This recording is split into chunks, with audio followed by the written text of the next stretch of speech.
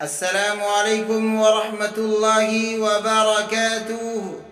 میں ہوں ایاز اللہ اور آپ کا ہمارے چینل پر خیر مقدم ہے۔ ناظرین، ماں کا بہت اونچا مقام ہے، لیکن افسوس صد افسوس کے ساتھ یہ کہنا پڑتا ہے کہ آج ماں اپنے مقام سے واقف نہیں ہے۔ لڑکی ماں تو بن جاتی ہے، لیکن ماں کے مقام سے واقف نہیں ہوتی۔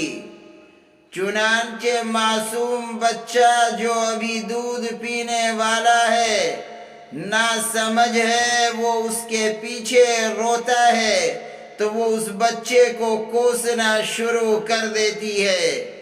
کبھی کسی بچے نے کوئی غلطی کر دی تو یہ بد زبانی پر اتر آتی ہے اور کہتی ہے کہ تو مر جاتا تو اچھا ہوتا۔ اے بہن، تو ماں ہے، تیری زبان سے جو الفاظ نکل رہے ہیں وہ سیدھا آسمانوں تک جاتے ہیں، عرش کے دروازے کھل جاتے ہیں، اللہ تبارک و تعالی کے حضور میں ماں کی دعا اور بد دعا پیش ہوتی ہے۔ اے میری بہن، اگر تیری دعا قبول ہو گئی، تیری بد دعا قبول ہو گئی، تو بتا تیرا کیا بنے گا۔ ایک بزرگ نے ایک واقعہ لکھا ہے کہ ایک معصوم بچہ رو رہا تھا۔ اس ماں نے غصے میں آ کر کہہ دیا کہ تو مر جائے۔ اللہ کو غضب آ گیا، جلال آ گیا۔ اللہ تعالیٰ نے اس کی بد دعا قبول کر لی، مگر اس بچے کو اس وقت موت نہیں دی۔ جب وہ بچہ بڑا ہوا، جوان ہوا، ماں باپ کی آنکھوں کا ٹھنڈک بنا، دل کا سکون بنا، جو بھی اس کو جوانی میں دیکھتا وہ حیران کرتا۔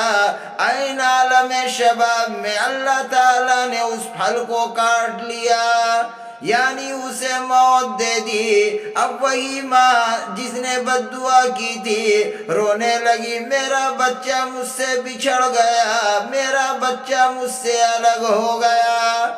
اسے یاد دلایا گیا، یہ تیری وہی دعا ہے جو تو نے اپنے بچے کے لیے کی تھی، مگر ہم نے اس وقت پھل نہیں کاٹا۔ جب یہ بڑا ہوا، پک گیا، پھر ہم نے اس پھل کو کاٹا تاکہ تجھے اچھی طرح تکلیف ہو۔ ابھی کیوں روتی پھرتی ہے؟ یہ تو تیرے ہاتھوں کا کیا ہوا کرتوت ہے۔ بعض اوقات ماں اپنے بچوں کو بد دعا دے دیتی ہے، پھر جب وہ اسے اپنے سامنے دیکھتی ہے تو روتی ہے۔ کبھی کسی بچے کا ایکسیڈنٹ ہو جاتا ہے، کبھی کسی اور بیماری میں مبتلا ہو جاتا ہے، جب وہ ماں بد دعا دیتی ہے، بد دعا بچے کو لگتی ہے، ماں پھر روتی پھرتی ہے، ہائے میرے بچے کو کیا ہو گیا۔ یہ سب کیوں ہوتا ہے؟ یہ اس لیے ہوتا ہے کہ ماں اپنے مقام سے واقف نہیں ہے۔ اگر ماں اپنے مقام سے واقف ہوتی، نماز پڑھتی اور اپنے بچے کے لیے دعا کرتی تو اس کا بچہ بھی نیک بخت ہوتا۔